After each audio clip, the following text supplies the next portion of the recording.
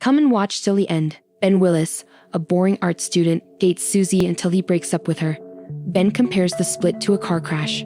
Susie exploded when she learned he wanted to split up. Ben was upset when Susie sought consolation from Steve after their breakup. Ben observes Susie and her new partner as he heads to a cafeteria seat alone for lunch. Seeing his buddy, questions him about Susie. Ben said Susie was constantly seeking a better party or lover to move on to. Ben left her because he could not make her happy. Sean advises Ben to date a model or gorgeous girl. He believes Susie would be envious if Ben dated an attractive model. Ben doubts this advice because he recalls all the women who rejected Sean. Later, Ben attends a painting class. He sketches a class posing nude male in one. He sees a gorgeous girl across the room while painting. Ben is captivated by her, sketching her jawline, lips, and huge blue eyes. His art instructor reminds him that it would be disrespectful not to sketch the voluntarily nude model in front of him. Ben struggles with the breakup throughout the following several days. He cannot sleep and has all day to ponder his broken love for Susie. Ben feels even more alone when he hears people making love through his college dorm walls. Ben calls Susie out of guilt. Susie rejected his attempts to reconcile. Ben's depression worsens. Ben keeps himself occupied throughout the day and at night over the following 2 nights. Ben finds a food shop late at night. Ben reads a grocery store ad for night shift workers. Ben finally discovered an excellent nighttime activity. Ben gets a boss interview quickly. Sainsbury's supermarket will hire him. Ben's life will alter when Jenkins shakes his hand. Ben spent the night staring at a spilled bag of peas. Jenkins instructs him to stop staring at the peas. Ben wakes up, but a lovely lady looking for something with her shorts up distracts him. Ben contemplates his passion for painting ladies. He believed the female body had untapped potential. Ben cleans up the peas after Jenkins hits him in the head. Ben watches his colleagues waste time while he adjusts to his new job. Sharon Pinty, the checker, never glances at the clock. Barry Brickman approaches it differently. Brick knows everything except work. His pal Matt Stevens also does dumb things. They joke about putting a nice adult toy in a woman's shopping basket. Barry and Matt were curious whether each lady purchased the adult toy at the register. It would make some of them smile to purchase it. Only Jenkins, their employer, does nothing to kill time. Jenkins spent his time talking about himself to bored coworkers. Night shift workers' oddest pastime is Ben's. When depressed, Ben shuts off the world. He feels time is frozen. He halts everything to execute his will. Ben begins thinking about how much he appreciates women's looks. When Ben was young, his family hosted a Swedish exchange student. The lady strolled from the shower to her room without clothing since Swedish culture is open-minded. Ben considered it half wrong. He often appreciated the woman's physique for its beauty. This inspired Ben to become a painter. Ben saw gorgeous ladies at the shop without clothing in his pause time. He sketched their nude bodies along each aisle, emphasizing their attractiveness. Ben could just snap his fingers to reset time. Sean visits Ben in the morning. Ben recalls being 5 with Sean. Sean and his brother went shopping without their mom one day. Sean wanted to show Ben his parents' nasty magazines. Ben was perplexed by the women's bold nude poses. Sean's mother entered the room unexpectedly. Sean hurriedly placed the magazines back in the drawer, and the 2 lads approached Sean's mother, being rough without intending to. Sean's parents assumed he and his pal were homosexual. When Ben arrives in the morning, Sean orders him to locate more Natalies. Sean considers Natalie a one-night stand. Sean discovered as a child that most women in nasty publications were paid to be nude. Dirty magazines originated here. Sean gave a lot of money to Natalie after learning this. Sean would see Natalie's privates. After liking Natalie, the local men queued up with money. Sharon meets Ben in the locker room during another night shift. Sharon bites into Ben's sandwich. She is lovely. Sharon's face is pickled. She misses Ben as he uncomfortably instructs her to brush it off. Before Sharon departs, Ben tenderly wipes her face. Ben wants to freeze time for a week, but can only slow it down. Ben is saddened to learn Matt asked Sharon out. Ben then notes that crush may indicate both love and grief. Ben lists his crushes.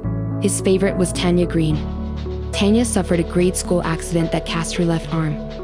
Ben found Tanya's group management highly intriguing. Tanya's friends teased her when her cast came off because her arm hairs had grown out. Ben comforted her while she wept. Thus, Ben began dating Tanya. Ben advised Tanya to wait before kissing for the first time one day. Since Tanya, her parents, and Tanya went to America the following day, Ben would always regret this. After a humiliating 26-0 defeat, Ben's employer, Jenkins, organizes a weekend football game for the workers. Matt's throw smacks Jenkins in the face. Matt takes Jenkins, who is bleeding, to the hospital. The squad leaves Ben and Sharon alone. Ben and Sharon learn about each other at a local restaurant. Ben learns Matt did not sleep with Sharon there. Ben and she then share their aspirations. Sharon had always wanted to meet a painter because she believes they would see beauty in everything, which she finds lovely. That night, they liked each other.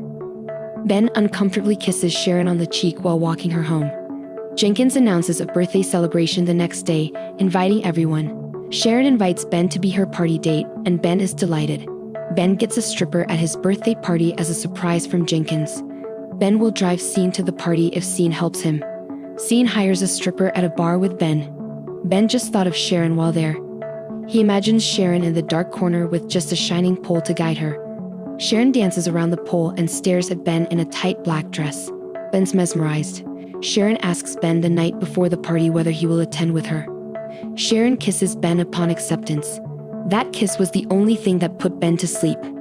Ben sleeps until the afternoon after 4 weeks awake. A guy calls Ben to exhibit his paintings in a gallery. Sadly, Matt and Brick are up to their antics again. Ben claims he no longer thinks about Susie or the gorgeous ladies at work. Sharon consumes him. Because of her beauty, he continues drawing Sharon into a timeless universe. Everyone is preparing for the celebration tonight. Ben brings Sharon up from her apartment and joyfully informs her about the gallery's offer. Sharon celebrates with him during the celebration. The celebration started before Ben and Sharon arrived. Jenkins is jaying, Matt and Brick are dancing, and Sean gets rejected again. Ben is surprised to see Susie at the party and learns that Steve, Susie's boyfriend, is Jenkins' brother. Ben and Sharon keep partying after a strange talk with Susie. The stripper appears unexpectedly. She lap dances in front of Jenkins. Post-dance, the female approaches Sean. Natalie, the stripper, is Sean's childhood buddy. Hello, and they get along immediately. Susie approaches Ben in the upstairs bathroom queue. Jenkins is also attempting to get close to Sharon below. Brick plans to ride a box down the stairs. On the stairs, everyone watches Brick. Susie kisses Ben to reconcile. Brick was going to tumble down the stairs, so Sharon checked the top level. Sharon is furious to witness Ben and Susie kissing. Ben pulls Susie aside and races to Sharon, who is leaving and going for the door. Ben freezes time again and realizes he cannot undo what occurred. Ben leaves Sharon after 2 days. Ben rushes to Sharon's place to explain, but she is so furious she cannot see. Ben sleeps poorly for a few days after leaving her apartment. Ben seldom sees Sharon at work either. Ben visits the art museum Matt and Brick call from.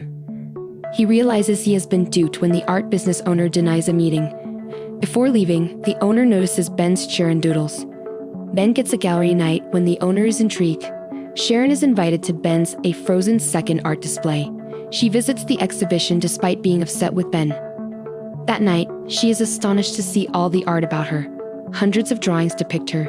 Sharon looks awestruck. Ben looks at her. When Ben attempts to explain what occurred at the party again, Sharon advises him not to. The art display speaks volumes.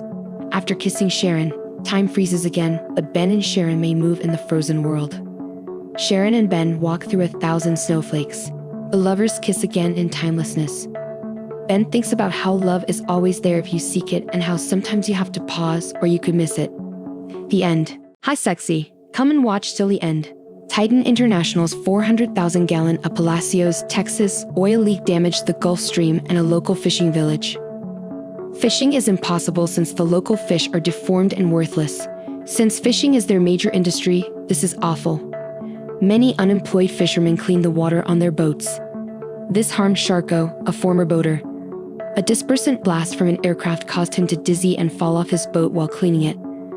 This caused chemicals to appear on his face. He now has scars on half his face, an oxygen tank extension, and a blind eye. Due to a handicap, he can no longer work as a fisherman, although he was known as Sharko since he caught enormous fish and white sharks. Sharko spends his leisure time collecting oil-killed animals on the seashore and delivering them to Titan International's headquarters via snail mail so they may stink up. He also enjoys drinking at the Fisherman's Dive Pub. One day, a fisherman claims that a school of mermaids surrounded his boat and attacked him, but no one believes him despite his odd stomach wounds. When the fishermen return to the sea, Sharko speaks out. He believes there will be no more catches, so quit lying to yourself. Titan International deployed aircraft that dropped chemicals to seem helpful, but it would be foolish to expect more today. The senator who declared on national radio that they were working on it has had a lot of support from Titan International. So he is lying to make himself seem good and go to the White House. Sharko is irritated after the chat and sits in his vehicle to calm down. Breezy wants Sharko's unused boat, but Sharko vividly recalls the last time they attempted to work together. Breezy kept him waiting for 2 hours, and Sharko had to discover that Breezy had been detained. As Breezy yells at him, Sharko drives away. Sharko drinks in front of the TV every night. He turns on the radio to hear what other fishermen are doing when he misses the sea and cannot sleep. Sharko feels too enraged to hear that it is a great beach day. He departs instead. Sharko tosses an oily fish into his pickup on the seashore. He leans closer to investigate a shriek from the rocks as he prepares to depart. The mermaid is oil-covered. Sharko pokes the mermaid with a tree branch to check on her. Sharko covers her corpse under a cloth and carries it home. He struggles to pull the mermaid and his oxygen tank inside, but he succeeds. He fills the tub with ice and puts the mermaid in it while listening to the radio again, as he would to keep fish alive. Other fishermen have caught fish, but they are all shattered and unusable. Sharko looks in the mirror and covers his scars to recall his pre-injury appearance. Sharko dances around the house after catching a mermaid. The phone interrupts him.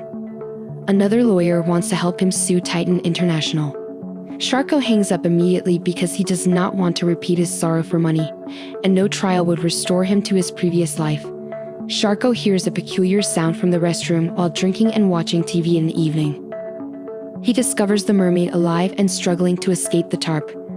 Sharko grabs his pistol after closing the door. The mermaid leaps on him again. The mermaid bites Sharko's arm during their floor combat. Luckily, he brought a rope to rewrap her and bind her to the tub. Sharko raises his rifle at her and considers murdering her. But music in his ears makes him drop his gun. Sharko buys plenty of meat the following day. He cleans the mermaid's lungs with Q-tips when he comes home. He feeds her his various meats. After cutting a hole in the net, Sharko feeds the mermaid raw steak. He promises to return for supper after using the restroom. Sharko hears the tune in the restroom while watching TV at night. He brings the TV into the bathroom to watch a program with the mermaid. Sharko quotes bonanza phrases at the mermaid. This program helped his father learn English. Sharko falls asleep in the tub, unaware that the mermaid has been touching him. Sharko awakens at night to a peculiar sound. He finds Breezy has broken in and stolen the radio in the kitchen. Sharko threatens to contact the police, which angers Breezy. He destroys the radio and yells at Sharko for not giving him the boat. The bathroom sounds stop him. Breezy can navigate around Sharko and discover the mermaid in the tub. Breezy is thrilled about how much money they might earn by selling her, but Sharko says he is waiting for the water to grow cleaner before dumping her back in. Plans are halted when Breezy warns you that you cannot keep a mermaid in the pool. He takes equipment and builds a mermaid-sized glass aquarium in Sharko's living room the following morning. Sharko informs Breezy that his father taught him to take pleasure in one's profession. In return, Breezy shows him his father's smoking scars. He thinks the mermaid will help him prove himself. Sharko must warn him not to talk about her, or they will abduct her. Sharko suggests they be captain and deckhand again to calm Breezy.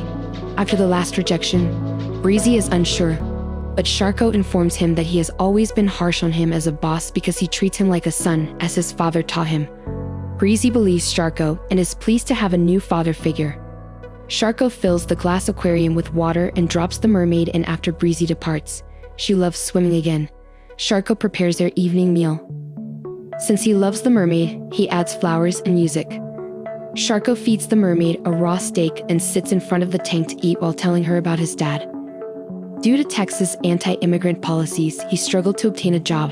Sharko saw his father shoot the Klan away from their home when he was a toddler. Sharko has struggled since the accident, and losing his work seems like losing everything his father established for them. Sharko hears music and sees odd women while talking. Sharko opens the door to see the image of the lady standing there. She enters and feels the empty tank, proving to Sharko that she is the mermaid with a message for the sea. Everyone thanks Sharko for protecting them and being the only one who understands how harmful the oil is. To thank Sharko, the mermaid kisses him and cures his wounds. Sharko and the mermaid dance to Frank Sinatra and make up on the sofa. As he tells the mermaid thousands of fishing tales, he pulls off his shirt to show off his new muscles. Sharko informs her that he no longer wishes he had perished when he fell off the boat now that he has someone who loves him. Sharko spots automobiles in front of his residence some hours later. He orders the mermaid inside while he investigates. Sharko seems scared, showing he has been hallucinating. The fishermen, who came because Breezy informed them about the mermaid, own the automobiles. Since they caught nothing, Sharko was correct about the sea.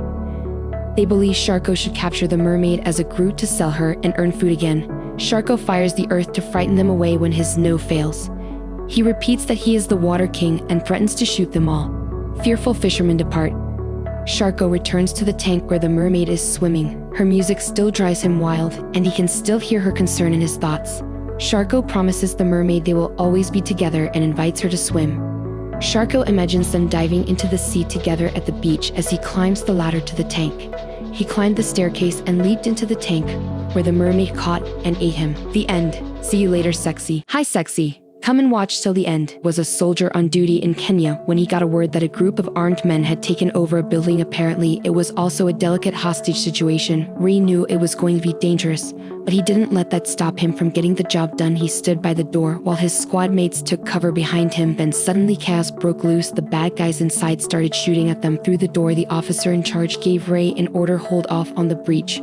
But instead of following orders like a good little soldier, Ray did something incredible. He threw a flashbang into their hideout, toggled his aimbot, and rushed inside. He shot every last one of those bad guys with pinpoint precision before making his way up to find the hostage. Once there, the bad guy demanded a helicopter. Ray obliged. But if he was going to call one in, he needed a phone, so the guy helpfully pointed one out with the shotgun. With the hostage now safe for just a moment, Ray springs into action, whipping out his Glock and taking care of business with the hostage secured.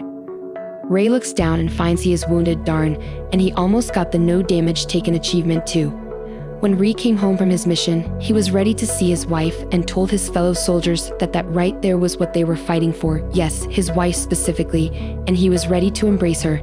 His wife was a beauty, and they immediately celebrated his return with her. The next morning, Ray woke up alone and confused. Relatable. He fell around in the bed until he found a note that said, "I'm going out for breakfast." Ray washed up in the bathroom, then heard something coming from outside. Armed men broke into his room and spotted Ray's reflection through the mirror. They rushed in, but he fooled them with the old bathroom mirror. Bamboozle Bonanza. They all proceeded to fight in an awfully cut chaotic sequence. To cap it off, this guy punches Ray in the arm. It's not very effective. Then he stumbles out of his room in search of his wife, Gina. He bumps into an innocent-looking guy, but then gets all woozy and collapses. The now not-so-innocent guy looms over Ray holding a needle. When Ray awoke, he had no idea where he was. He just knew that his hands were tied behind his back, and the room he was in was not friendly for vegans. Then a man appeared at the back of the room, the same man. He dons a dricked-out outfit before dancing towards him. Smooth. The man asked him who told him about the hostages in his previous mission, but Ray stays silent. So to up the stakes a little, the man brings out today's guest, Ray's wife. Now Ray is a bit more talkative, but still has nothing substantial to say. He claims he doesn't know, and just goes where his supporters tell him to. The man ends up believing. Ray relief wash over his face. But then, never mind, rip in peace. Ray is livid.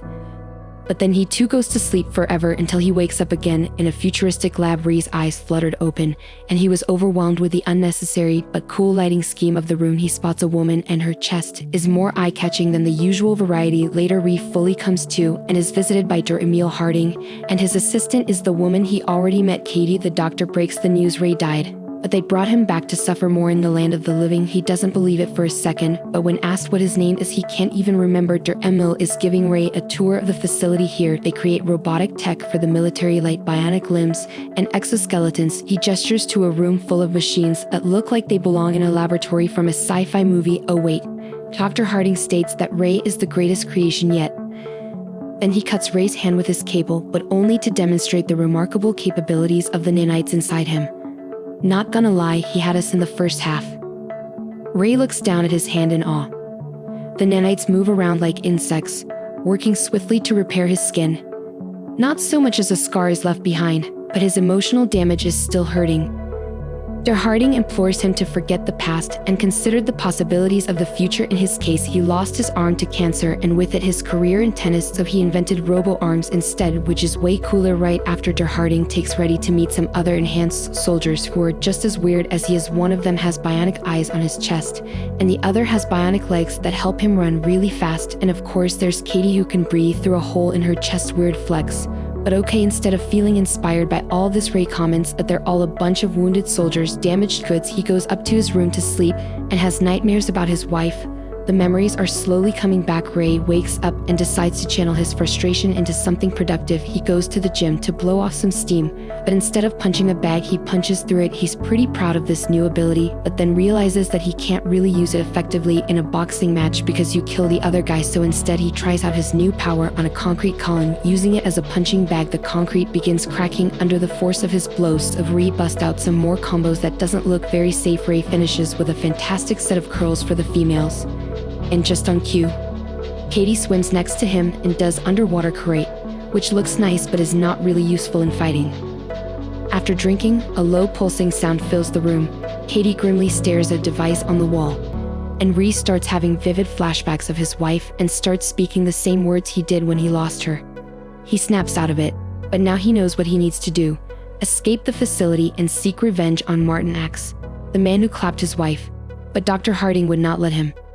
"Your body belongs to me," he told Ray through his built-in brain Bluetooth. An interesting choice of words. Ray says, "No, I do what I want." And with that, he used his cybernetic abilities to hack Martin's location, and then he stole a plane, and then he downloaded the flight manual to his brain, and finally he set this truck on a collision course for Martin for no reason other than it looks cool. The truck was filled with flour. Ray emerges and fires at Martin's car. The bulletproof glass is unfazed, but Ray is not. He gets popped and collapses to the ground, but not before placing a thermite canister in the car. It melts into the engine, disabling it. Ray recovers with his nanobot powers and bestows a beat down on Martin's henchman. He bends this guy's arms backwards, and even Martin is like, "Whoa, that wasn't called for." Meanwhile, Barton calls his buddy, and it seems like they were expecting this attack. As prepared as they were, they still underestimated the power of family. Ray returns from his vengeance mission and is picked up by his fellow warriors. He tells Katie he did what he had to do and is done. Katie claims she is too confused. Ray asks. Dalton blows up Ray's car, and they all walk away from the explosion without looking back because it is cooler that way. We cut to the lab, where Ray tries to get up, but has his motor functions disabled. Dalton proceeds with an expositional dump about the true nature of this arrangement. You see, he hates having to be Ray's babysitter, but this is always his favorite part. He leans into Ray's ear and tells him that Gina is alive. Ray cannot respond, but his eyes. Dalton says they use Ray's vengeance to kill their targets. He is basically a deadly wind-up toy soldier as his memory is wiped. We pan over to Dr. Harding, and he confronts Katie for going off script when she said, "I am done too." We learn that if she leaves this facility, her breathing gets turned off. She is reminded that this is the choice she made, but she just wishes Ray had a choice too. Katie is dismissed. Ray escapes again to kill his latest victim, Nick Barris. Dr. Harding and the others act out their lines. But Dalton gets tired of the repetition, representing the audience, speeding things up. Ray heads to Nick's fortified compound and plays dead. Then they let him in. Nick speaks with his tech guy, Wiggins, who has a device that will save the day, but Nick's not a great boss. He kidnapped Wiggins and forced him to work for free, so Wiggins is sparse on details on how to use the device, which we soon learn as an EMP ray closes in, but the bullets are no match for his. Ray kills Nick as he waits for the EMP to power up. Dr. Harding is glad the alarm did not go off and his last challenge has been overcome, or has it? The EMP goes boom, the lights go out for a mile, and Wiggins zaps Ray back to life. "I am sorry," as Wiggins explains that he is on his side. Ray recalls all the males who cheered for his wife and realizes that Dr. Harding is his ultimate goal. Ray sends Wiggins a sample of nanite to reverse engineer, and then he gets in a vintage whip that cannot be followed. He finds his wife and greets her, but his reality is gone. Gina went on and had her own family, so Ray disappeared bewildered. Ray leaves and starts driving through the city when an armored truck rams into him. So much for no tracking. The super soldier friends have turned to foes and hunted him down. Well, actually, Dalton kind of always was a jerk. Dalton takes off with great speed while Eye uses drones to get a bird's eye view. Once Dalton catches up, he blasts Ray with anti-nene bullets that turn Ray's beefy python arm into a little noodle in retaliation. Katie submits that she makes it over to Wiggins' hideout and knocks him out with sleeping smoke, then proves equality is real by beating up these grown men back in the lab. Ray chats with Dr. Harding in a virtual construct, and then we get a solid 30-second flex of this movie's VFX budget. Very cool. Now that all of Harding's targets are gone, Ray will have his nanites extracted and sold off, while Katie returns from her mission and Dalton rubs it in that they caught she invades Ray's fake memories, discloses the reality, and signals Wiggins to take over. She kept them to herself. He fights the other man and wins, freeing her. Ray headed for Harding, but Dalton and Tin have something to say about it. They gear up with their new drip and continue with an anxiety-inducing elevator battle till they beat Ray and he falls off the building, just joking. Ray and Tibbs fall again as Dalton slides down with his bionic arms and breaks the lines. Tibbs begs him to stop, but all he cares about is taking Ray down. Sadly, Tibbs falls due to gravity. Then Ray defies gravity and launches himself towards Dalton, sending them both plummeting down during freefall. Ray powers up by overclocking his nanites, loses his cool tan, and gets some RGB lighting in his chest instead. Then he turbo punches Dalton, rip in peace. Ray's vitals are surging through the roof, so Wiggins urges him to retreat, but he has unfinished business. Ray keeps marching, so Harding throws a grenade at him, scattering the nanites. As Harding prepares to fire again, Ray's cloud of nanites dismantles the round before it reaches him, but he is out of juice. Harding claims victory, but not so fast. Ray's holding the explosive, he drops it, and it lands perfectly. Imagine if it did not land perfectly. He definitely does not survive this. On the contrary, days later, Ray wakes up next to Wiggins, completely healed and memory intact. It turns out they managed to bring him back to life for a second time using the nanites and even added some bonus stamina points. This time, having completed the main quest and reached max level. The end. See you later, sexy. Hi, sexy. Come and watch till the end. Mia kicks Samantha out of her room when the party ends. She invites a gentleman and asks Samantha to return after 2 hours. Samantha agrees, astonished. She watches TV in the living room when 2 men approach. They invite her to their yearly plunge in a swimsuit. Samantha gladly accepts the offer. She starts school tomorrow. All the students gaze at her there. One of the men makes a joke after the lecturer begs them to focus. Samantha relaxes when everyone laughs. Samantha chases the gentleman after class and praises him for saving her. He leaves after chatting with her. Samantha warms to him. Mia suddenly joins her and tells her the man is incredibly good-looking and that she should date him. Samantha laughs and they leave. They attend the plunge, a frat party. Mia enters with style. She merges fast. Samantha sits in a corner staring at everyone, feeling out of place. The president's entrance song plays, and a number of males dance in front of her. They move seductively, shocking. Samantha. Mia is furious as everyone applauds. She dislikes Samantha's attention even when she is doing nothing. One person has a pistol. Bach and his squad instantly attack him. Some bodyguards take Samantha while others interrogate the guy. He had a water cannon all along. Samantha storms to her father's office after this. She does not care if everyone is shocked by her little swimming suit. Liz attempts to soothe her, but Samantha wants to see the president. He is busy when Liz goes to fetch him. Samantha threatens to flee forever. Liz informs the president Samantha is unhappy. He eventually leaves his conference to see his daughter. After seeing Samantha in such scant attire, he acts normal and says nothing. Samantha moans about everything when she sees him. She says she cannot establish friends because of the Secret Service agents following her. The time. Her father encourages her to bear it since the election is coming and her life may be in jeopardy. Samantha yells in frustration and leaves. President Mackenzie grants her request after realizing how much this has affected her. Samantha squeals as Liz delivers the good news. She returns to her room relieved. The following day, Samantha just has 2 security who follow her from afar. Samantha and Mia pass a large demonstration against President Mackenzie. The leader claims the Mackenzie family is affluent and only understands how to run away from issues. Samantha declines the argument. Samantha says they have free speech when Mia invites her to talk. Mia scoffs and takes her away to have fun. On a slide, Samantha doubts Mia's advice to have fun. Mia leaps and slides down the slope while everyone cheers. Sam is inspired. She meets the person she thanked previously. She and James introduce themselves again. Mia slides down after James and Sam leave on the ramp. Everyone has fun. Liz calls Samantha the following morning, enraged. Sam's leaping and sliding images became viral. Liz scolds Sam for his irresponsibility and claims the president is furious.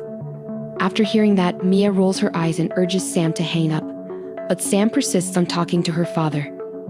Mia grabs the phone as Samantha's father chastises her for abusing her independence. She lectures President Mackenzie about parenting. He ignores her, anger and manipulates her.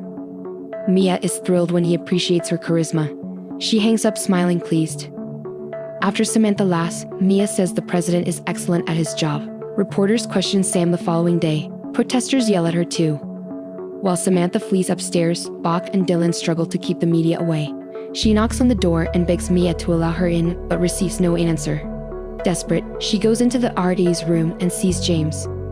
He is RE James' plans once Samantha informs him about the protests. He requests her wear his huge sweater and headgear. She agrees immediately. The hoodie and hat conceal them, and they flee. Protesters and Bach do not recognize Samantha. They chat at a pizza establishment, both laugh and jest. Sam knows she likes James. She re-sniffs his hoodie. They then compete in IQ. They trade fascinating information and are equally gifted. This continues until an elderly woman approaches. She requests a photo with Sam, the president's daughter. Samantha enables her, but the media soon discovers her. James tugs her away as they chase her for a photo. To avoid the journalists, the two run through narrow streets. They enter a cinema. They are unrecognizable since it is dark. Samantha says she has never had so much fun, and James urges her to violate the rules more. Samantha's affections for him grow while they watch the movie. Samantha prefers hiding in James' room at night, while her guards stand outside. They converse about beautiful things all night. Sam tells Mia everything in the morning. She says she likes James but is not sure whether he does. Mia writes a letter to James requesting to meet under Sam's identity to find out. Sam is delighted and thinks about him. Friday night, students start a massive campus bonfire. Mia and Sam attend expecting James. James is absent from a massive celebration. Samantha tells Mia that he probably felt awful for her and does not like her, but Mia reassures her that he simply needs time and would come around. Mia stares and smiles at a man. Samantha wonders what is up, and Mia says she has loved that guy since middle school. They went to school together, so she eventually asked him out. She is scared since he reciprocated. Sam congratulates Mia as he approaches. He talks to Samantha instead of Mia. Mia flees in pain. Samantha feels bad as the gentleman chases Mia to chat to her. Mia immediately arranges a massive party in her room. Mia giggles while her buddies tease Samantha. She scrawls on Sam's family photo. Samantha arrives in time. She had fun, but notices Mia doodling. Family photographs. Mia informs her this is not functioning when she asks. She says Sam is nothing remarkable and only receives attention because of her father. Sam calms her, but Mia becomes angrier. She urges Samantha to speak out instead of blindly obeying commands. Thus they fight. The dispute escalates into yelling. Mia runs into her room and closes the door as Samantha takes the images and leaves. James discovers Sam sleeping outdoors on the sofa the following morning. He awakens her and asks what happened. Samantha acknowledges that her status screwed people up. Sighing, she says her life will never be normal. James assures her that is okay. Sam nods as he apologizes for not meeting her. She mocks her inactivity. Samantha blushes as James jumps. James asks her out, and they slip out of the campus without her guards to date. They discuss their experiences in a lakeside boat. James eventually tells Sam that his father has never been proud of him, and all he has done is satisfy him. Samantha understands James, and their date goes well. They visit a neighboring amusement park at night. Samantha says she likes him and can be herself with James. James returns her sentiments, and they play games. James gives Sam a gift after winning a match. She is glad James defeated her and did not let her win only to satisfy her. Sam recognizes James' tiny actions to make her smile all night. They return to their dormitories once the day concludes. They nervously stroll through the corridor. After chatting, they split. Samantha feels left out. She approaches James and shouts out. James turns and she kisses him. Sam rushes to her room after they say goodnight. She eagerly informs Mia she kissed James with her eyes closed. She wakes up to Mia kissing a man. Sam apologizes for the commotion and starts to go, but Mia urges her to remain. Mia begs him to go and hugs Samantha tightly. Samantha apologizes for her annoyance and smiles. She tells Mia she realizes how difficult living with her is. Mia laughs and takes her. An energetic girl answers her door knock. After seeing Sam, the girl screams and squeals. Linda, Mia's initial roommate, is the girl. Linda stops them and plays her trombone. Samantha and Mia stare uneasily. Linda laughs and cries nonstop. She plays trombone constantly. Samantha and Mia exchange knowing glances and express their gratitude for finding one another. Roommates reconnect. Samantha approaches Liz for help the next morning. Locke and Dylan invite Mia and James. They are puzzled. Sam appears in front of a massive plane. Samantha grins at their questions. All three board the aircraft when she invites them. Guards surround them as they enter. Charles commands them. Charles brings them to a private aircraft room to meet their wants. Mia flirts with Charles quickly, laughing. Samantha praises Mia and James for being patient inside. Mia's nails are painted by Marjorie. James feels embarrassed seeing so many people racing about him. Samantha tells him their location is a surprise. They arrive and meet world-famous designer Vera Wang. Samantha informs James that a tuxedo will suit him. Finally ready, the three attend a ball. Press hounds them there. James feels awkward while Mia enjoys the attention. Samantha rushes to her parents as they enter the huge ballroom. James salutes as Mia enthusiastically meets the president and first lady. James interrupts Samantha's boyfriend introduction and welcomes them. Sam's parents leave to welcome visitors after meeting her pals. Samantha is outraged but shrugs it off. She takes James dancing. James requests a private conversation and Sam agrees. Samantha is transfixed by him as he asks what she is doing. She enjoys everyone glancing at them. Sam resists James' invitation to talk privately. Too elegantly dance. Sam says she has always wanted to do this. She is finally doing what she wants. James joins in. The room is awestruck by the young pair.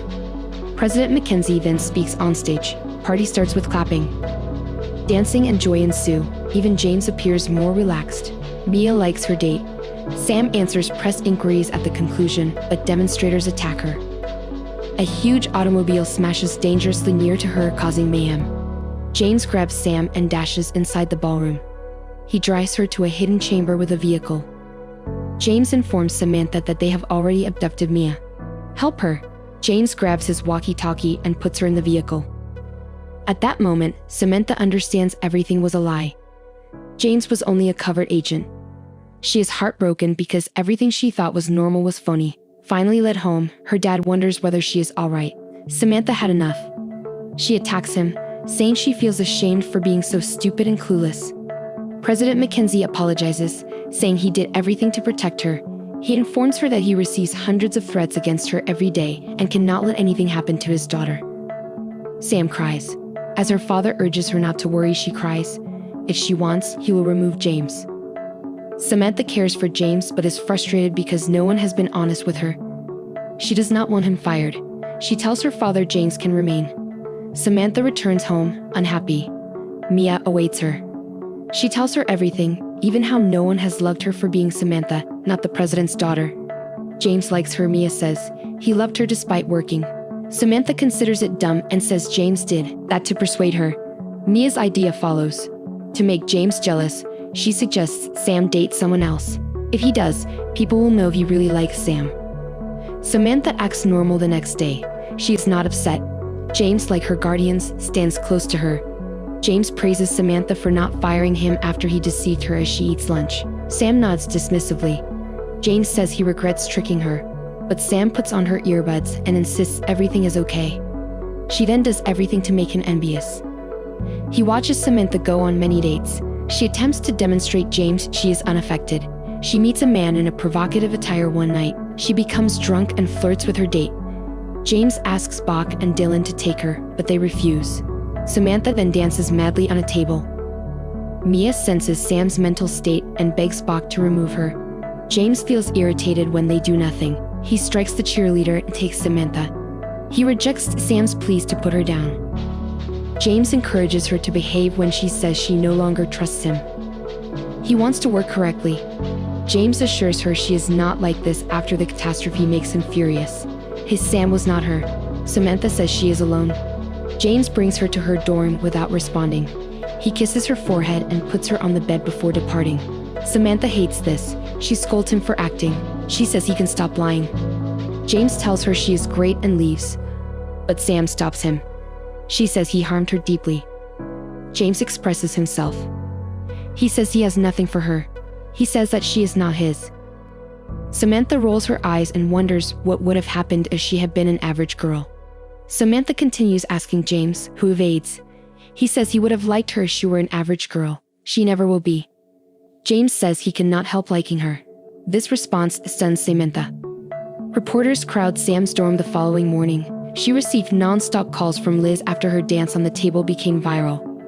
Mia answers all calls as Samantha sleeps. After waking up, she apologizes to Mia.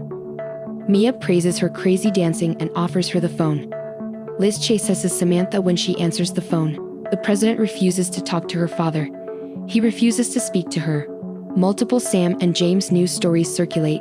Sam visits James but finds him replaced. Her agency was new. This disappoints and guilts her. Sam takes her morning class, James absent. Her and James are constantly discussed, which bothers her tremendously. She runs to clear her brain, but breaks down crying midway through the track.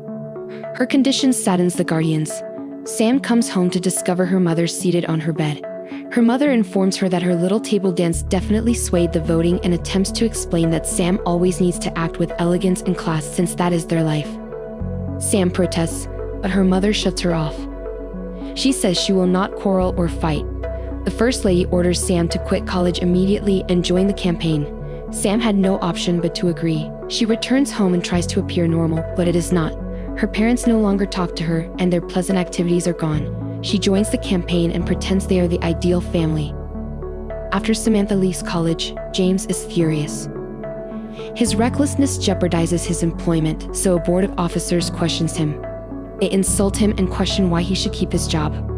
James defends himself, but the board blasts him for jeopardizing Samantha's life. James is suspended and urged to consider other jobs since he may lose his. Sam regains her composure and acts pleased in one advertising. President Mackenzie approaches. He says he understands she is sad but cannot assist her right now. Sam must then behave maturely. Samantha rebels against her father. She says she has fulfilled all their wishes. After understanding they needed her, she quit college and joined him. Sam replies that he must stop stalking her if he wants her to behave like an adult. She leaves. She is correct, and the president calms down. He is glad she is speaking out, but watching his daughter in misery breaks his heart.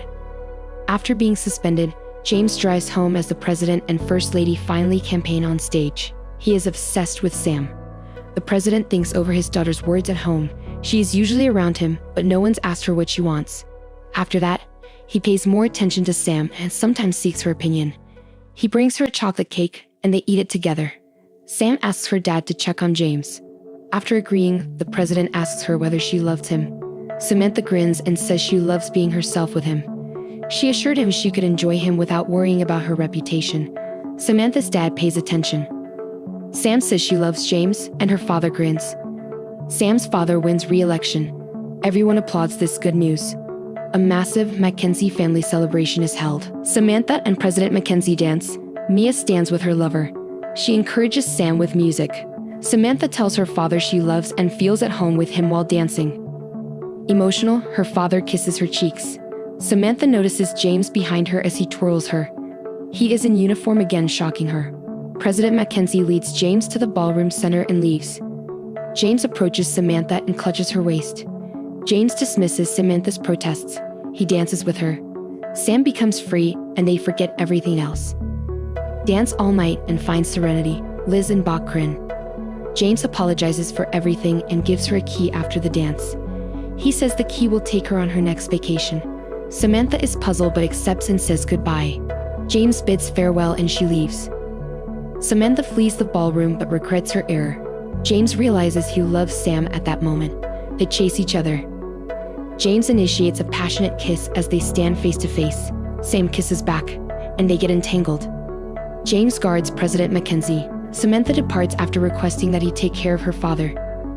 Dylan informs James that Sam will return after spring break as she leaves. He bids James well in his new position and tells him not to fall for the president.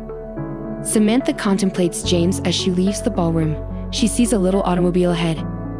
Sam is thrilled since she has always desired a vehicle instead of huge ones driven by professional warriors. She drives to college excitedly. She discovered home after leaving home. Sam goes to college while James guards the white mansion and waits for her return. The end. Hi sexy, come and watch till the end. A dinner party outside a home begins the narrative. It is Nick's birthday. Nick's mom addresses his dad's lateness in her speech. Nick rises to cut his face-shaped cake. He is adorable and bikes to school. He did homework for someone at school.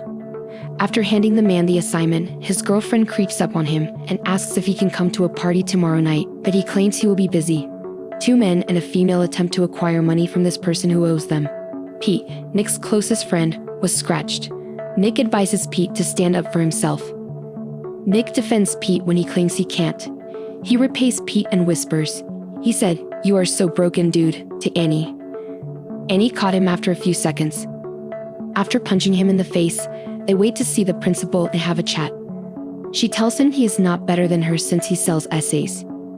He admits that he's a hypocrite. Then the principal comes and sends Annie home. Then he turns to Nick and tells him to stop wasting his time on lost souls like Annie Newton. She has no future. You don't let us down, he says, and Nick's only reply is, "Can I leave now?" Then we see Annie back home. Her stepmother has made her brother dinner, so she confronts her about it. This causes an argument between her dad and stepmom, but Annie just goes upstairs and makes a sandwich for her brother Victor. Victor asks her if she'll be going out tonight, and she says yes. You can see the boy's mood change. Over at Nick's house, we see Pete arrive and tease him about getting beat up by a girl. Relatable. He now asks Nick about that same party, and Nick says he won't even be around by tomorrow. He'll be in London for the writers program. His mom doesn't even know, but he's going anyway. According to him, she's always trying to micromanage him and be on top of everything, but he's not going to let her have this one. Now we see Andy get in a car with her boyfriend Marcus, and they're off to rob a jewelry store, and he smashes the glass, grabs some jewelry, runs back to the Mercedes which Marcus just stole, and he drives off. The next morning, and he gets ready for school and is leaving with the bag. She ignored Marcus' request to leave the bag. He acted after she said he wouldn't. He dialed 911. A rat. Annie placed the bag in her school locker. Pete glared at her as she closed the locker. The officers checked her locker and discovered a jeweler. She was detained. She called Marcus. After the call, she leaves the station determined to avenge the person she was sure handed her in to the police. After Pete says farewell to Nick, we head to Nico's home, where his mom has learned about his London ticket. She confronts him when the airline calls to modify his travel schedule. She points out that he has had the ticket for weeks, so Nick is in his room getting ready to depart. He pockets a watch. Someone hits Pete as he runs. Annie's boys escort him to Annie. She hits him because she feels he has betrayed her. He confesses out of desperation. Nick asked his lady at the party if she wanted to fly to London with him since his flight was delayed. He hands her their ticket and wishes her well. He is not a snake. He believed Nick would have left the country by now. Pete exits the automobile and explains his actions, but no one is listening. He grabs Nick and demands, "Who is broken now?"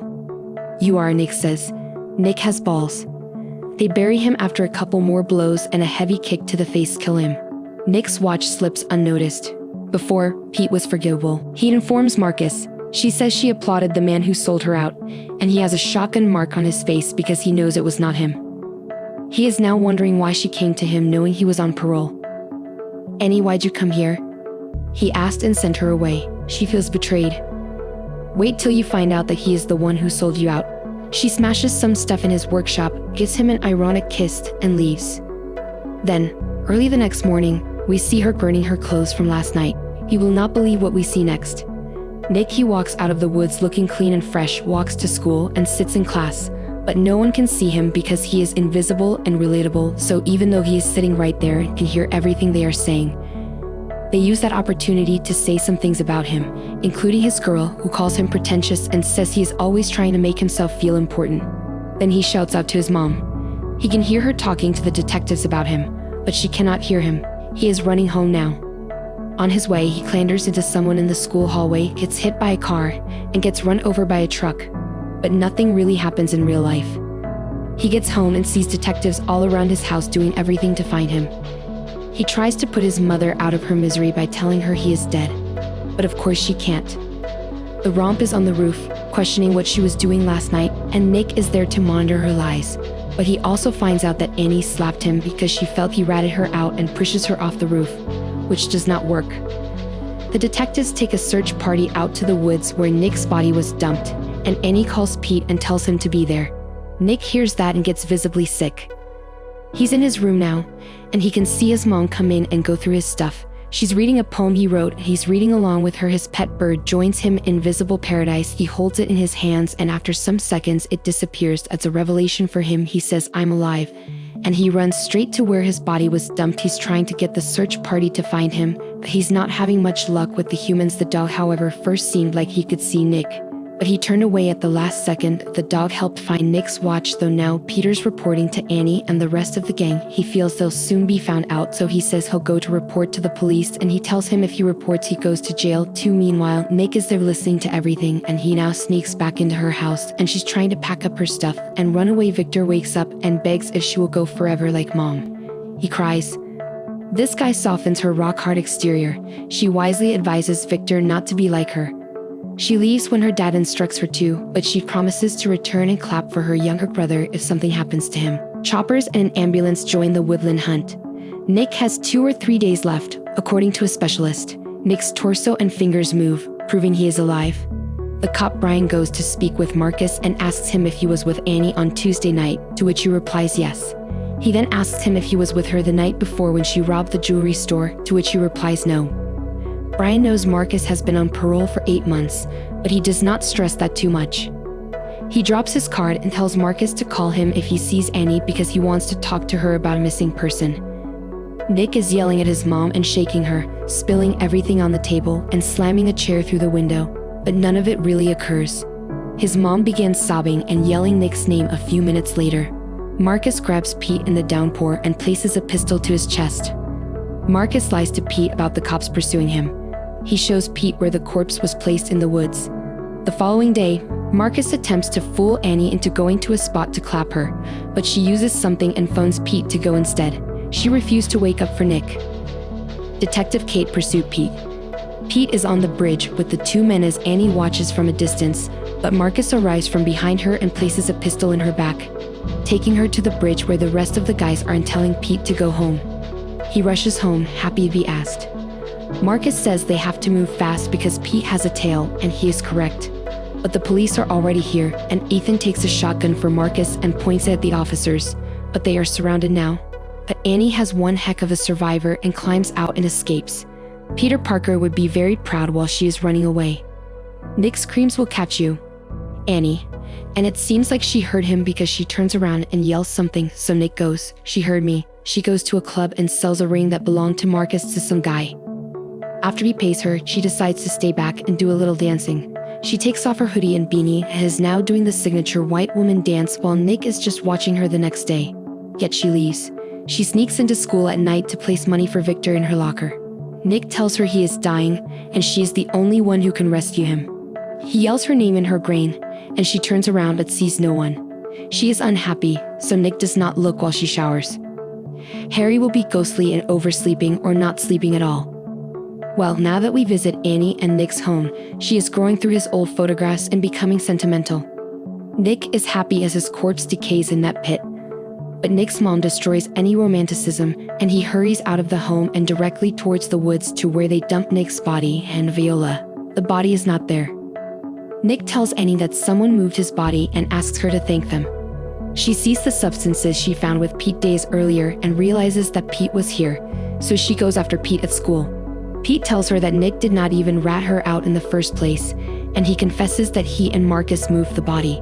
She ambushes him in his car outside a police station. Then she takes him to a precipice and tells him to go on his knees for a role reversal moment. Then she points a gun at him while Pete is trying to self-delete. Nick is begging him not to do it, but Pete cannot even hear a thing. But here's the beautiful thing. While Pete is in that transition zone where he is not dead but not fully alive, he sees Nick, and they can see and talk to each other. Nick is now asking Pete where he moved the body at the same time, and he is asking Marcus the same question. They both answer at the same time. After they do, Pete's parents rush into his room and find him in the state he is in, and Annie just leaves Marcus and turns around to go find Nick. But not clapping him turns out to be a bad idea because Marcus stands up and shoots her. She does not die, though she has enough in her to shoot him and stand up and call detect. Kate orders the guards to seal the gates and search for Nick. Everyone rushes to Brian.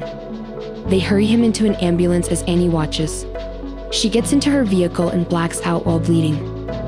In the evening, a policeman awakens her and orders her out of the vehicle, but she drives away. As predicted, they chase her to the hospital. Nick's mother watches doctors rescue him. Annie gets caught by the police, but Nick's voice in her thoughts whispers, "I need you, Annie, I need you," which motivates her.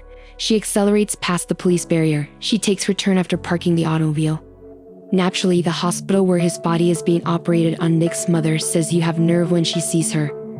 Nick tries to play peacemaker, but Mama can't hear you, so Annie has to do it all on her own. She says she just has to talk to Nick, but Nick's mom lands a slap on her face, and he then tells her that Nick is here, that she can feel him and hear him, that she knows what he wants. Of course, she doesn't believe her, so on Nick's directive, and he tells Nick's mom about that time she was in his room reading his poems and how he was with her, that she now asks Annie what she wants, and then he says she just needs to see Nick, she can help him, but his mom says no, and he hands for her gun and says she knows she can bring him back. She finally lets her go in, and he is now running her fingers through Nick's body. She apologizes to him and begs him not to go. She takes off her necklace, which once belonged to her mom, puts it in his hand while she joins him on the bed and snuggles with him. When she does that, the invisible neck disappears, and the real Nick wakes up and calls Annie's name, and he says she wanted to do one good thing, and Nick tells her she did, she saved him. Then Annie taps out.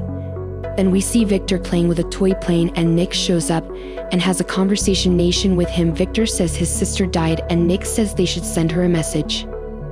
Nick writes and flies Victor's brief message, "Hey Annie," aboard the aircraft. The end. See you later, sexy. Hi, sexy. Come and watch till the end. Zachariah resides in a post-apocalyptic world as most of the world's resources are lost to radiation. Her only companion is her dog Pharaoh, and they spend all their time together on her family's farm. She leads a very routine life, mostly gathering food and setting traps for stray animals. One day she comes across that Ant and Pharaoh follow him to a nearby waterfall where John baits himself, knowing that the water is contaminated, and instructs him to get out of the water. But John is shocked to see her. Instead, he points a gun at her and fires it elsewhere, thinking that she does not come in peace. Finally, John listens to Anna and gets out of the water. The water sickens him immediately, making him rush back to his wagon for some medicine. With Anne's help, John regains his strength. After the medicine is injected into him, not only does she rinse him off, but she also welcomes him into her home while John rests, and brings the wagon and sees pictures of John and a woman who might have been his wife for days. John is bedridden, but it makes sure that he receives the care he needs. One night, she hears her poor visitor have a nightmare, and she comes to his room to comfort him as he sleeps. John grows weaker by the day and then sympathetically looks at him by the bedside. She sincerely prays for John's recovery and desperately wishes for him to stay with her. Remarkably, John's health starts to improve, slowly becoming part of Anne's rural life. Both of them humbly talk about life before the apocalypse, while Anne shows a picture album of her family. She is left alone after the rest of her family members set a journey to find other survivors, but they never returned, and especially misses her younger brother, who she was extremely close to. So she shows John a picture of him as an engineer. John theorizes that Anne's farm is sheltered from radioactive contaminants because of the rocky hillsides and favorable weather patterns. After their conversation, Anne gets up and hugs John, a gesture she has not done in such a long time. The following day, John comes out of the house to watch and work around the farm and notices an old tractor. According to Anne, she ran out of gas last year and has not used it since John instructed her on how to manually pump gas from an abandoned station nearby. With his knowledge about machines, she follows his instructions written on paper and eventually succeeds in acquiring sufficient gas, making the long-disused tractor finally run at dinner. John and Anne spend the next day by the pond, where she offers him fresh fish, something he has not had in a long time, while John enjoys his sumptuous meal and recalls the last winter when she almost froze and starved to death because her generator was broken and she could not stock up on fish and other food in the fridge. Hearing she has a generator, John offers to fix it, hoping it will help them. John believes that they could utilize the contaminated waterfall as a source of hydroelectric power. It could work with the water, well constructed from the church's planks and woods, which means that the holy building should be demolished to get the parts, and becomes uncomfortable with his proposal, claiming that her father built it and preached there every Sunday. The building is more than just a structure to her, as it holds deep sentimental value. After persuading in a couple of times, John eventually decides not to pursue the project. For the following days, they work together around the farm to supply food and other resources. At this point, they both see flaws in each other, rooted in their work ethic and spiritual beliefs. In the abandoned mini-mart, and sees John drunk with empty bottles of beer surrounding him. John mocks her for consuming all of the sweet stuff on the shelves, but not the beers on the fridge despite this, and helps him get up and brings him home to rest. As she removes his dirty clothes, John becomes agitated and shouts at her for helping him too much. He repeatedly says that he does not need her help at all, even pinning her against the wall.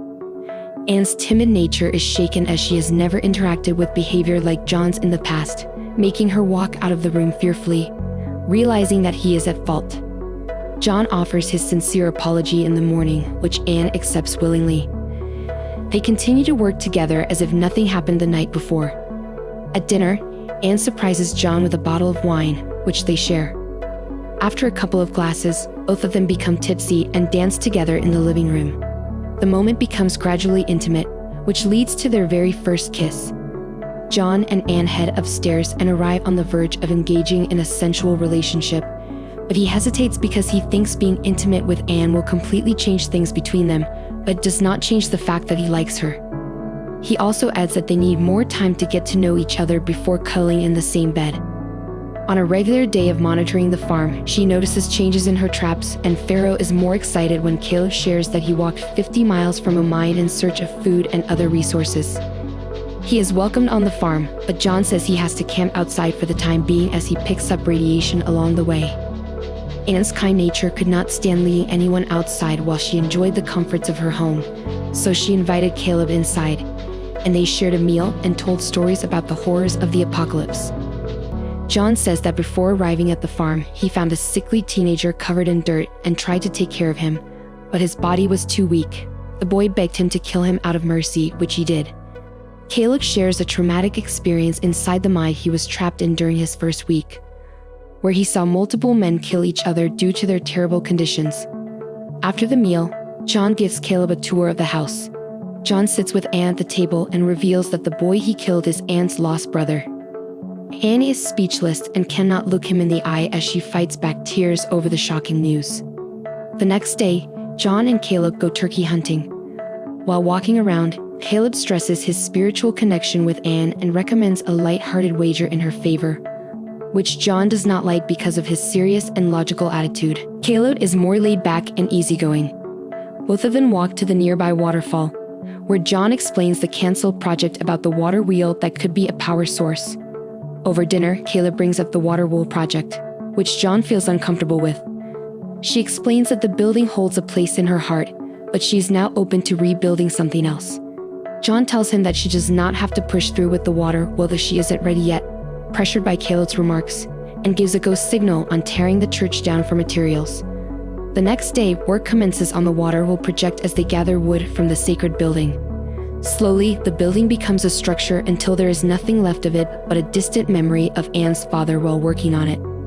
Anne and Caleb start having a bond between them, which John immediately notices. They start exchanging glances that hint at their attraction toward each other. As the project progresses, so does their closeness. After the demolition, Caleb and Anne walk in the woods and end up in the nearby cave. They talk about their shared faith in the Christian religion, claiming that it is the only thing that gets them going. As they arrive back on site, John has already made a lot of progress in constructing the water wheel. The simple structure gives them more hope that life in this post-apocalyptic world could improve in the simplest ways. Seeing the attraction between Anne and Caleb, John awkwardly gives her consent to be in a relationship with Caleb. When she defends herself, John makes a discriminating remark and says that he will not stand in her way of exploring with someone else.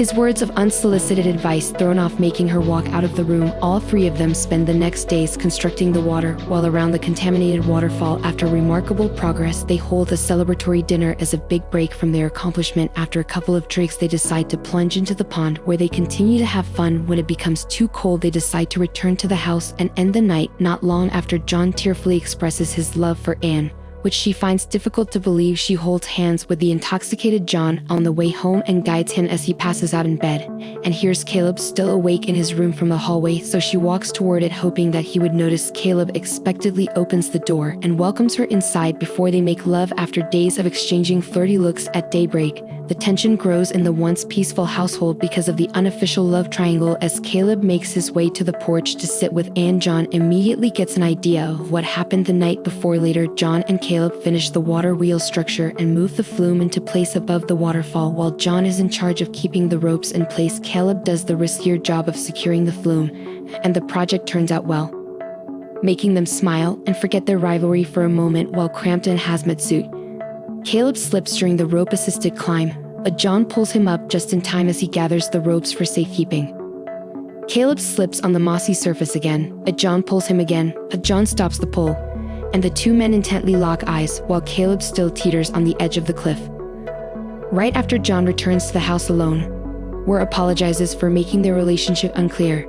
John cuts her in the middle of the conversation and says that Caleb decided to leave and travel south. Annie is taken aback, but she does not waste any second and runs outside. After days of dwelling on Caleb's sudden disappearance and finding that the electricity in the house has been restored, she happily runs outside and finds her beloved organ in the barn, where she plays at him. Shortly after, John enters and listens while clapping his hands as if he feels guilty. The end. See you later, sexy. Hi, sexy. Come and watch till the end. New York City author Jennifer Hills wrote her second book in Louisiana. She picks up the cabin keys at a store on the way. Earl gives her keys and directions at the store. Jennifer's vacation is for writing serenity. Jennifer stops at a gas station to seek directions when she gets lost. Johnny, an attendant, directs her there.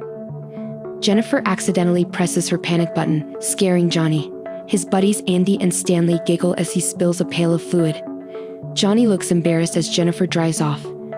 Jennifer arrives at the cabin, her home for months, after a lengthy drive. She promptly unpacks, ready to move.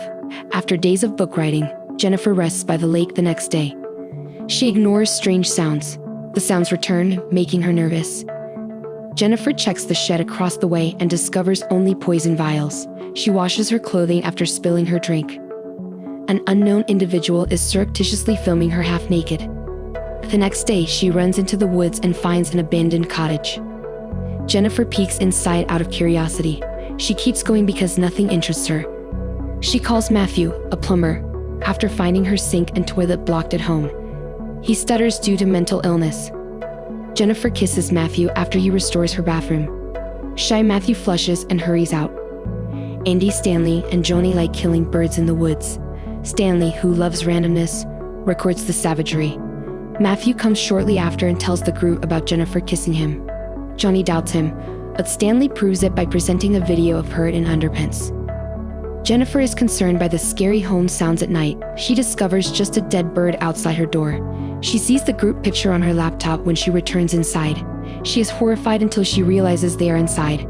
Johnny, Stanley, and Andy harass Jennifer, scaring her. Johnny brings Matthew inside to join their plot when Stanley calls. Johnny leads the others in threatening and drinking Jennifer. Johnny becomes angrier when she refuses, forcing her to comply. He then pulls Jennifer closer and asks for her teeth. Johnny draws a revolver and kisses Jennifer. While Johnny watches, Andy does the same with booze. Jennifer pepper sprays Stanley after hitting Andy's leg. She can flee to safety in the woods. Jennifer and Earl encounter Sheriff Storch. Jennifer tells the guys tearfully about her previous attack. Storch's badge reassures her that she is protected. The sheriff tells Earl to go home because he will take Jennifer to the cabin. Storch then drives Jennifer back to the cabin to face the gang. He boldly shoves them out while searching the cabin. Storch discovers Jennifer's joint and smashed beer bottle. Despite her pleadings, he interrogates Jennifer. He thinks she should not lie about the guys he has known since childhood. Storch then pats Jennifer while facing the window. As the lads enter, he unlawfully touches her, exposing Storch as the group's collaborator. Storch instructs Jennifer to kneel with a shotgun. Johnny lifts her up and orders Matthew to undress. Jennifer is at risk of death with 5 callous guys. Matthew forces himself on Jennifer while Stanley records. Jennifer escapes the cabin despite being weak. She finds the gang again in the woods and suffers more. Andy submerges Jennifer's head twice in a puddle. Storch strips and forces himself on her while she lies on the ground. Jennifer wakes up covered in mud when the men turn on her. Jennifer rises again to search the woods for aid. She reaches the bridge as the 5 guys pursue her, still unhinged by her ordeal. Jennifer jumps into the river just before Storch shoots her, disappearing. They cannot find her corpse. Instead, they erase evidence, notably Stanley's recordings. Storch arrives home to his wife and kid, Chastity, after a busy day. He stays home without regret, as if nothing had occurred. The following day, Storch brings the cabin keys to Earl's store, stating that Jennifer fled without warning. The gang lives normally for weeks. Matthew is the only one who regrets staying in the woods. He sees Jennifer eerily gazing at him. Matthew hides his eyes in terror and thinks Jennifer is haunting him. Stanley runs toward Andy and Johnny as they drink. He worriedly tells the voice that his camera was taken and that he retained the problematic footage. Johnny rages and beats Stanley for putting them in danger. Johnny hears sounds outside and finds a dead bird on his doorstep that night. He starts it before entering. He returns inside and hears it again, bringing a rifle. The dead bird appears again on his doorstep, unidentified. Johnny runs outside to discover Jennifer's shoe on the porch and attempts to track the sound again, but he fails. When Storch gets home, his wife tells him a delivery has arrived. He is pleased that his wife and daughter have not seen Stanley's tape. Storch races to meet the apprehensive group. Storch immediately threatens Stanley, believing he is pranking him. Johnny presents the slipper to protect his pal, accusing Matthew of everything. Storch gives Earl booze and shoots him while hunting. Earl observes Storch take Jennifer back to the cabin, making him a suspect. Matthew contemplates his activities in the cabin. Jennifer's voice calls him inside. Falling down the stairs knocks him unconscious. He awakens to discover Jennifer seated on the sofa. He sits near Jennifer and apologizes. Matthew clings to her in remorse, crying. Jennifer soothes him, then ties a noose around his neck. Despite gasping, Matthew apologizes, but Jennifer says it is not enough. The gang searches the woods for Matthew when evidence resurfaces. Andy and Stanley find him in an abandoned cabin after several minutes. Stanley searches for Matthew as Andy enters. He is shocked to find Jennifer smirking at him. Stanley jumps on her bear trap and cries for Andy, who is batted. Jennifer smacks Stanley, knocking them out. Jennifer ties Stanley to a tree and films him. She throws a dead rodent in his mouth, making him puke. Jennifer sets up the camera and uses fish hooks to keep his eyes open. Jennifer guts a fish and covers Stanley's face while filming. Crows peck him after smelling the fish's intestines. He bleeds to death when the birds devour his eyes.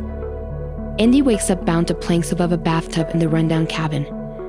As Jennifer checks on him, the tub starts filling. Andy begs her to let him go, but she wants to torment him as she did.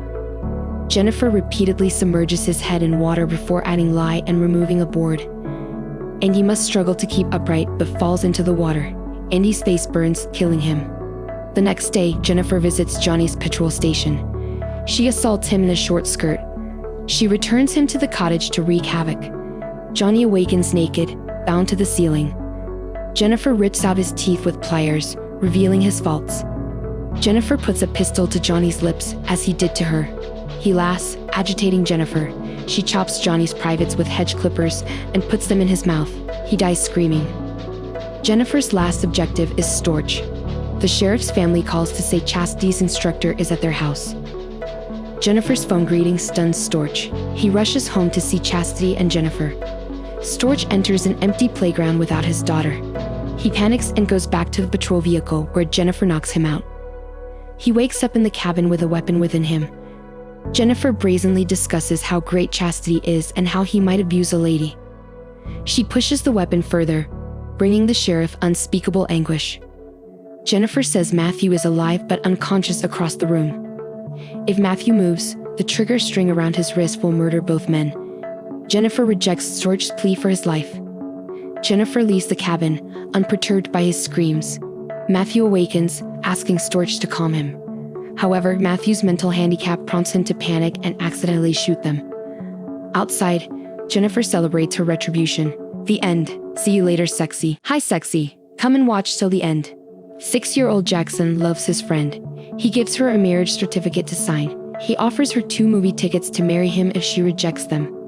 She signs the documents but dates another guy with the tickets. 5 older sisters overprotect Jackson. Seeing him distraught, they pledge to shield him from women for life. 15 years afterwards, Jackson is gorgeous but gets little privacy from his sisters. We meet his 5 sisters. Lily, the youngest, is his classmate. Violet is a club archer. She regularly manipulates Jackson. Heaven hacks computers. She hacks the school security to watch her brother. Melody, Jackson's second oldest sister, teaches high school. Sarah is the oldest. Everyone fears her quick temper. Their parents split years ago, leaving the daughters to raise their brother and each other. Jackson is bored of his sisters following him around at school. He hides in a camouflage costume his pal produces. Jackson hides in a girl's shower locker. Meng, a fresh girl, discovers him and leads him to academic activities. Jackson enjoys misbehaving as long as his sisters do not know. After school, he cautiously heads home, hoping Melody was not notified. He expresses satisfaction when no one discusses the day's events. Melody quietly mentions him in the ladies' locker room during supper. Sarah's crimson face draws attention. They pull Jackson across the floor next. He is hanging upside down and asks why he is in the female locker room. To avoid heartbreak, the girls ban him from talking to women. They believe the extreme way is best for Jackson, but he disagrees. He finally responds by saying he needs to date a woman. Sarah calmly challenges him to find a partner that matches all of his sisters' energy. Jackson accepts the challenge. He posted a girlfriend ad the following morning. His buddy recommends talking to Meng, the new lady who appears to want to assist everyone. Meng helps people with unnecessary tasks in a montage. Jackson agrees to date her despite his inexperience with females. Thus, his wingman brags about Jackson to Meng. He mentions all his sisters' abuse and labels Jackson a victim. Meng sympathizes with the stories. She approaches Jackson to make acquaintances but decides not to look at him. Someone announces that a wild bear attacked the kids. Jackson saves everyone, but the bear is a plush toy. He is hospitalized when the toy pushes him down the stairs. Jackson awakens in a hospital bed with Meng. He gets extra time with Meng even if the plan fails. She pity-friends him. 2 of Jackson's sisters come and taunt him for not taking care of himself. Meng scolds them. She calls herself Jackson's girlfriend, shocking the females. Jackson jumps in astonishment. His sisters casually inquire whether he has a girlfriend at home. He smirks and does not answer. Until his oldest sister Sarah questions him about Meng. The sisters again bind him upside down, doubting he'll get a girlfriend in a day. The girls do not believe Jackson's love at first sight claim. They evaluate Meng's suitability for their brother. Violet, Melody, and Lily attack school the next day. Jackson prevents Violet's arrow from hitting Meng while they are together. Meng deems the girls cruel. They confront each other. Lily intervenes when Violet's technique fails. She blackmails all the attractive boys in school to ask Meng out. She fails to win Meng over to Jackson. Jackson rescues Meng. Violet shoots again as they rush down the passage. This time she throws a bomb. It explodes midair, mercifully without harming anybody. A guy prepares new explosives in a chemical lab as everyone is puzzled about the incident. He protected Meng from Violet for unknown reasons. Jackson and Meng eat popsicles on the deck after the accident. Jackson discovers that Meng is pretending to be his girlfriend because she believes his sisters want his organs. He avoids correcting her to keep her in the dark. Lily and Violet shamefully accept defeat at home. Heaven, a computer expert, destroys Meng. She lies about Meng being a bad person by collecting random CCTV videos from school. The power goes out before she posts it online. The chemist is outside their home. He cut the electricity to rescue Meng, but his motives remain unclear. The 3 unsuccessful sisters kneel before Melody, the second oldest, inside the home. She must eliminate Meng. She challenges Meng to a sports competition tomorrow. They compete in gazing and goldfish collection. Melody triumphs and humiliates Meng. Sarah, the oldest sister, comes just before the last round. She introduces herself and challenges Meng to a hammer throw. They must toss the hefty metal ball far. Sarah hovers over the ball. She takes another ball from the stand to toss. A key emerges from the ball, indicating that it was laced with an explosive that would detonate soon. Meng grabs the ball from Sarah and throws it. Sarah discovers she survived as it explodes. The other sisters appreciate her once she likes Meng. Jackson thanks God for Meng. A Jackson-Meng montage follows the scene. After numerous dates, they become genuine. They grow to like each other. They enjoy a lovely night together on a deserted beach. They play fight and cuddle in the morning. The chemist keeps watching them. He is furious at the embrace but does not act. Jackson and Lily are at school the following day. Lily opens an exploding lunchbox. A huge explosion rattles the school. Jackson is OK, but Lily needs CPR to wake up. Everyone survived the chemical blast. Meng sees Jackson and his sisters huddled in terror and knows they adore each other.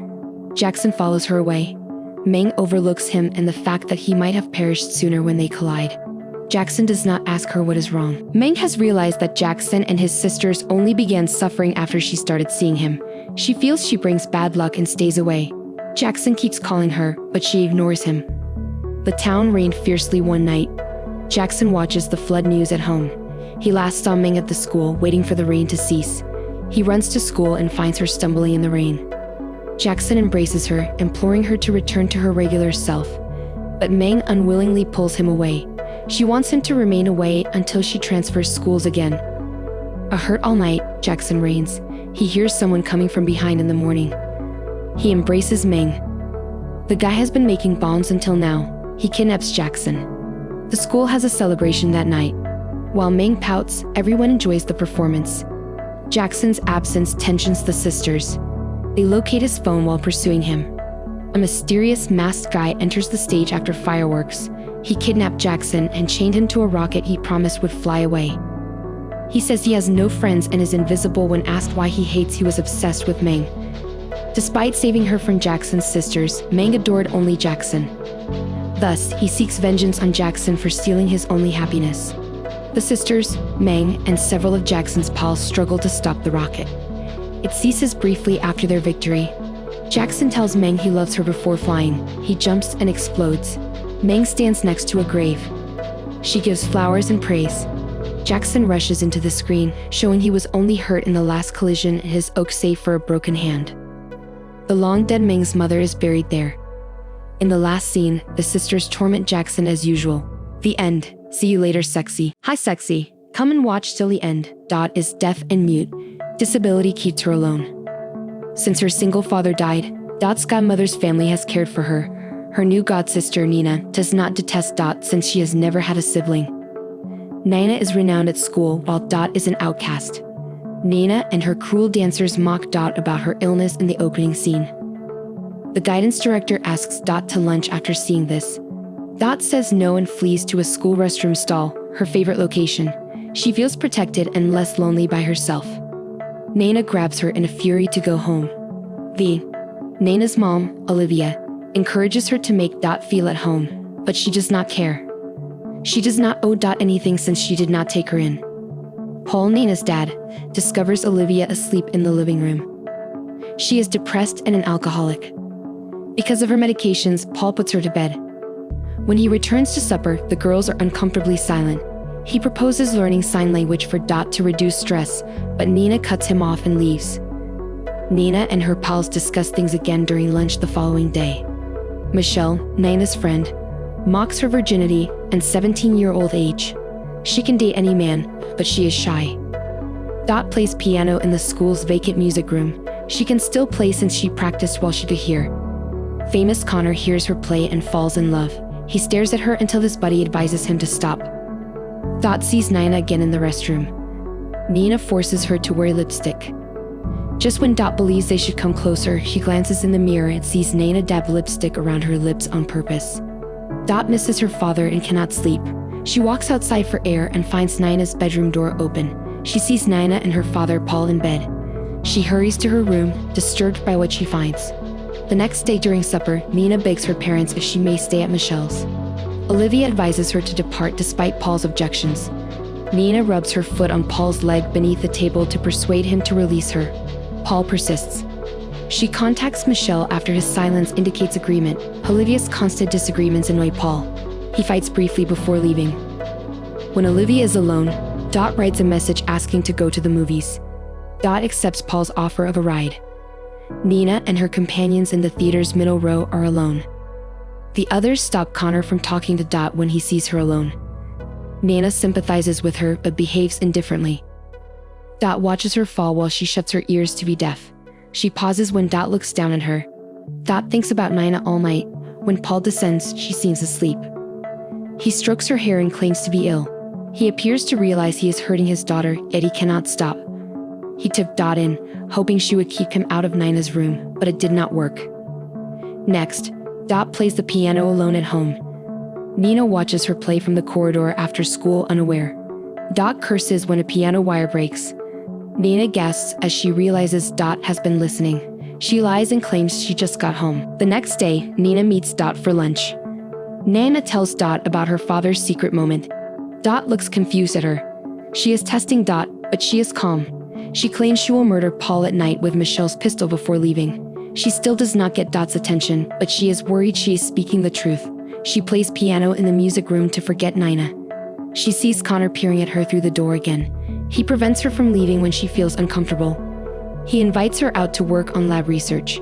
She reveals to him that the report is done, ruining his plan. The family is eating supper when Connor unexpectedly comes to the door. He invites Dot to discuss the lab report at the library. As Michelle enters, she reluctantly accepts. Nina mentioned Michelle's pistol, so Dot worries she is attempting to murder Paul. Dot and Connor are in a restaurant next. After briefly discussing the findings, he tells her how he feels about her. He imagines having sex with her. He believes she cannot hear him. Dot fears Nina did something horrible as an ambulance approached her home. She rushes home to find everyone safe.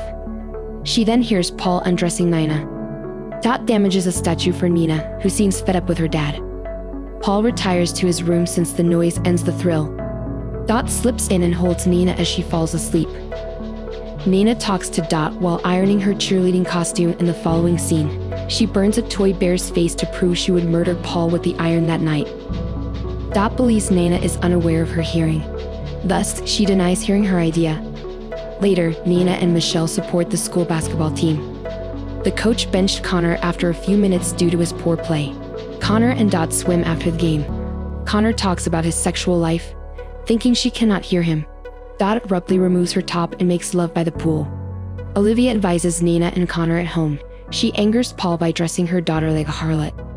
Olivia undresses and wants Connor to sleep with her, but Connor is no longer interested. Nina arrives home after midnight, exhausted from cheering all day. Paul gives her a pocketbook and attempts to get close. Olivia moves about her room awake. She does nothing to stop her spouse, even though she seems to know. Nina's request to shut his eyes surprises Paul. When he does as she says, she brings a hot iron. Dot arrives home just in time to stop him from burning his face. Nina leaves, claiming pregnancy. Paul is petrified of parenthood. He gives Nina $1,000 for an abortion the following day. Nina then tells Dot she cannot murder him. The school dance is tomorrow. Nina lends Dot a dress. She tells the girls she lied about being pregnant while getting ready. She hopes to depart with $1,000. She hopes to earn a lot of money stripping in the new city. After telling the truth, she put lipstick on Dot again without clowning her up. Later, Paul discovers tampons in Nina's purse. He thinks she is lying about being pregnant since she has not had her period in 6 weeks. He presents the tampon and asks her to explain. He rejects Nina's lies. He hits her face and tries to get near her. Olivia ignores her daughter's anguished cries. Dot hears the screaming and wailing. She stops playing, pulls a piano wire out, and goes to her room. She ties Paul up with wire and shouts at him to leave Nina alone. She pauses, and he dies. Nina's astonished. Olivia rants at Dot for murdering her dad. Dot's speech surprises her more than her husband's death. Michelle rings the doorbell simultaneously to pick them up for the school dance. The females immediately changed and bagged their bleeding garments. To seem normal, they carry the bag to school.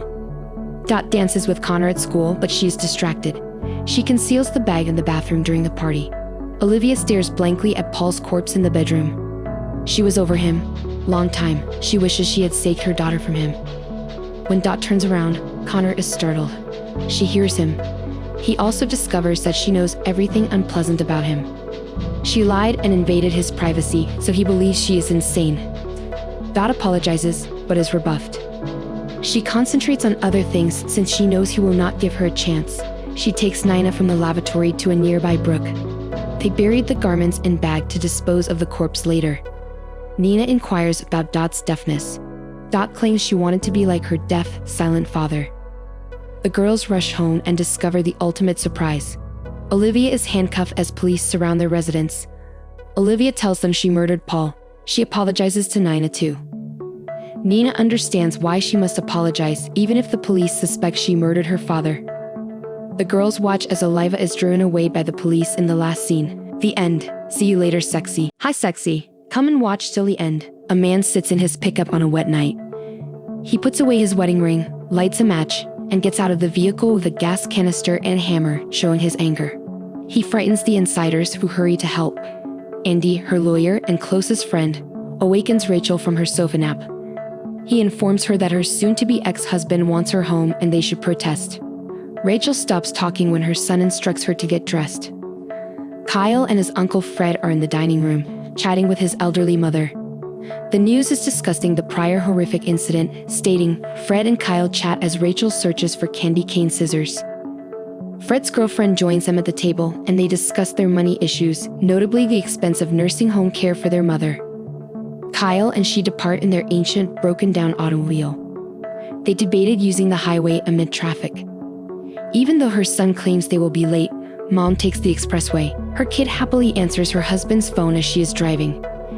Rachel's fired, the son teases her to cheer her up, then suggests they take the next exit from the freeway and go through the service streets coming out of the freeway.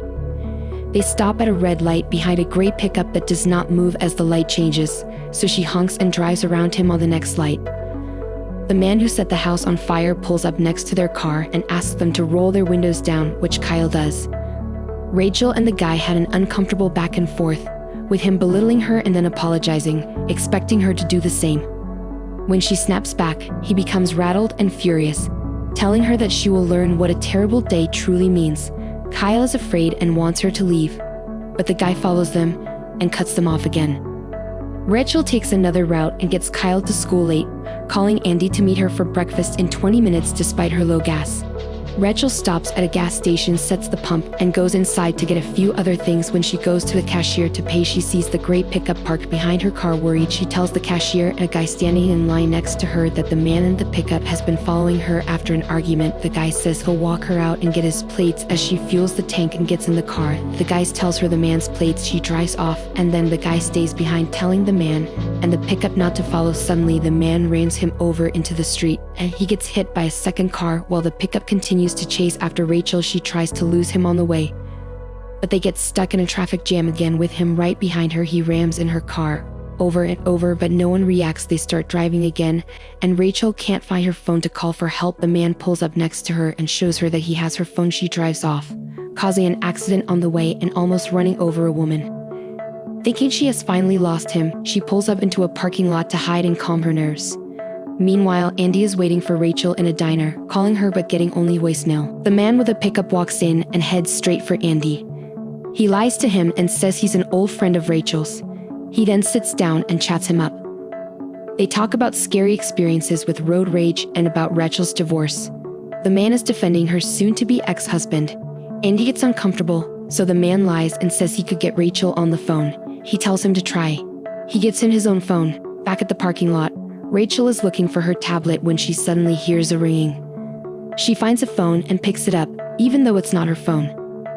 The man gives Andy his cell phone and he tells her that he's waiting for her in the diner with an old fiend of hers. She says she doesn't know anyone by the name given, and he turns the phone over to the man the moment she starts talking about him, calling him a psycho. Explaining what happened, he tells her that she needs to truly apologize to him in person, which alerts Andy that something isn't right, and he asks for his phone back. That's the moment when the man hits Andy with a cup, breaking his nose. Everyone in the diner gets upset, but no one helps when the man slams his head on the table, knocking him out. He puts Rachel on speaker and continues to talk to her, asking if Andy is really just her lawyer and friend, or if she's cheating on her husband with him just like his own wife did. He tells Rachel to say her last words to Andy as he chokes him and eventually stabs him, while the people in the diner still do nothing except film the situation. As the man is walking out of the diner, he tells Rachel that Andy is dead. She tries to plead with him and apologizes, but the man doesn't believe her and speeds away. The man calls her again from her own phone and starts reciting all the messages she's gotten, including one from her son's school. He starts toying with her and asking her to choose who he should kill next from her contact list. When she refuses, he sends all her money to her husband and threatens to go after her mom and to burn her house down. Rachel chooses herself, but he doesn't accept and asks for another name. She chooses the name of the client that fired her. He hangs up and Rachel immediately calls the police. They arrive at the house of her client, but the man isn't there. Back at the house, Fred is watching what happened in the diner on the news. There's a strange noise coming from the other room and his girlfriend doesn't respond to his calls. He goes to check on her, and on the way he sees the pickup parked before the house. The noises continue and it follows them with a knife on hand. The man appears holding his beaten-up girlfriend and telling him about what happened with Rachel. He says he feels insignificant and that the only thing he has left is violence and revenge, so he kills Fred's girlfriend and then sends Rachel a photo of him with her brother. The man calls her again and she tells him she called the police, which he already knows. He checks the tracker on Rachel's phone, sees that she's in front of Kyle's school, and tells her that she has 3 minutes to pick him up and drive away or he'll kill Fred. He tells Fred to write her a letter blaming her for his girlfriend's death, all the while pouring gasoline on him. Meanwhile, Rachel gets her son out of school. As they're driving away, she calls the man back telling him she is Kyle. The man tells her to put him on speaker or he'll light her brother on fire. He makes Fred read his letter, stating that Rachel is accountable for everything and that he will never see another dawn. The guy hides behind Fred as a policeman enters the premises. He burns Fred and escapes, but the officer shoots him in the shoulder. Rachel stops the vehicle and cries as Kyle consoles her. He calls again to inform her that Fred is dead. He threatens Kyle, who breaks the phone. Kyle and her drive to the police station. Rachel's iPad may be following them. Kyle discovers it taped beneath her seat and wants to toss it away, but Rachel suggests tracking the guy with a tablet as he did it. Before Kyle knows, he is directly in front of them. Having taken her neighbor's vehicle, she orders him to put his seatbelt on. Kyle calls the police from the tablet, but they cannot assist. The tablet battery fails, leaving them alone. Rachel goes to her mother's home, where the neighborhood is intricate enough to slow him down. He speeds up with her, creating vehicle accidents. She fools him long enough to go to her mother's home and let Rachel and the guy emerge from concealment when the child makes a sound. Rachel attacks the guy to keep him from reaching Kyle. He knocks her down and strangles her son, but she kills him with candy cane scissors. The officer who discovered Fred tells Rachel and Kyle that Fred is alive when the cops come. Fred's residence. The end. See you later, sexy.